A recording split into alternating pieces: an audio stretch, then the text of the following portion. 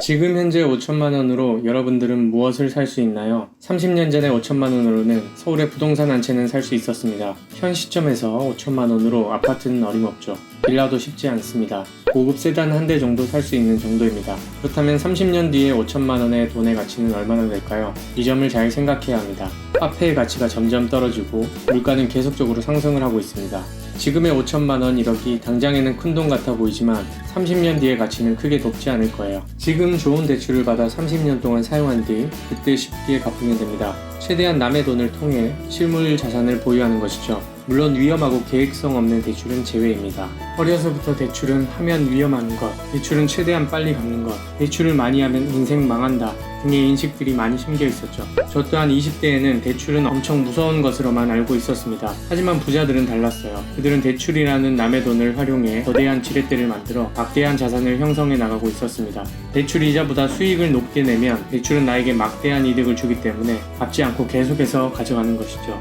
요즘 많은 사람들이 투자에 관심이 많습니다. 주변에 주식을 안 하고 있는 사람이 손꼽힐 정도죠. 또한 최근 계속되는 집값 상승으로 부동산에 대한 관심도 높아졌습니다. 그중 저는 부동산 경매 투자를 하고 있습니다. 그러다 보니 제 지인들이 가장 많이 물어보는 질문이 하나 있습니다. 대출 그렇게 많이 받아도 괜찮아요? 대출에는 좋은 대출과 나쁜 대출이 있습니다. 나쁜 대출은 흔히 자동차 살 때 하는 대출을 뜻해요. 만약 4천만 원짜리 자동차를 구매하였는데 내가 가진 돈이 1,500만 원입니다. 나머지 2,500만 원을 대출해야겠죠. 거기에 대한 이자가 다달이 몇 년간 나올 겁니다. 하지만 자동차는 감가상각이 심한 물건이죠. 1년 동안 내가 차를 끌지 않고 지하주차장에 보관한다고 생각해보세요. 매일매일 수건으로 차를 광나게 닦고 관리를 한다고 해도 차값은 엄청난 속도로 떨어집니다. 반면에 좋은 대출은 월세형 부동산이나 시세차익형 부동산을 예로 들 수 있어요. 현장 조사를 통해 수요가 많고 접근성이 좋은 부동산을 구매한다면 이자보다 월세가 훨씬 높을 것이고 부동산의 자산가치 또한 시간이 갈수록 올라갈 수 있습니다. 예를 하나 들어보겠습니다.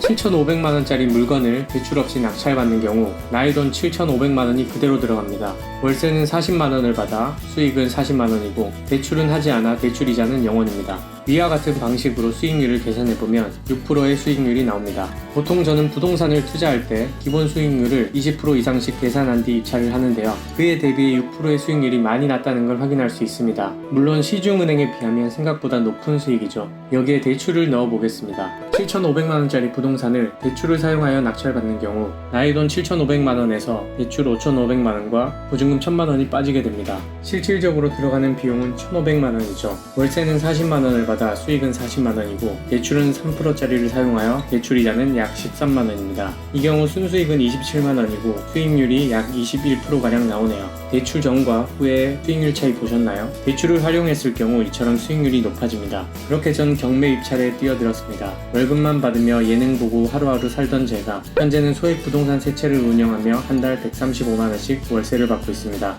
큰 돈은 아니라고 생각해요. 하지만 월급외로 수익을 낼 수 있다는 것 자체가 스스로에게 큰 자산이자 자신감이 될 수 있습니다. 예전에는 돈을 무작정 그냥 모았습니다. 커피 한 잔을 사 먹어도 비싼 음식을 사 먹어도 계산을 하던 저였죠. 지금 마인드가 조금 바뀌었습니다. 스타벅스 커피 한 잔, 비싼 음식 등을 조금 더 마음에 부담 없이 사 먹을 수 있게 되었습니다. 그렇다고 제가 지금 돈을 막 쓴다는 얘기는 아닙니다. 현재 제가 하고 있는 경매 투자가 궁금하신 분들은 아래 본문을 참고해주세요. 아직은 작은 돈입니다. 하지만 이 돈이 조금씩 더 뭉쳐진다면 저에게 아주 큰 보탬이 될 거라 생각이 들었습니다. 여러분도 대출이 마냥 위험하고 해서는 안 되는 것이라고 생각하지 마시고 좋은 대출과 나쁜 대출에 대한 기준을 가지시면 좋을 것 같습니다. 부자들은 이렇게 좋은 대출의 레버리지를 이용하여 거대한 자산을 만들어가고 있습니다. 저희도 그들과 똑같은 금액으로 할 수는 없겠지만 이 방식을 활용하여 자산을 쌓아 나간다면 조금씩 경제적 자유에 가까워지는 삶이 될 거라 생각합니다. 오늘은 이렇게 부자들이 대출을 갚지 않은 이유에 대해 함께 알아보았는데요. 도움이 되셨다면 구독과 좋아요 꼭 눌러주세요. 감사합니다.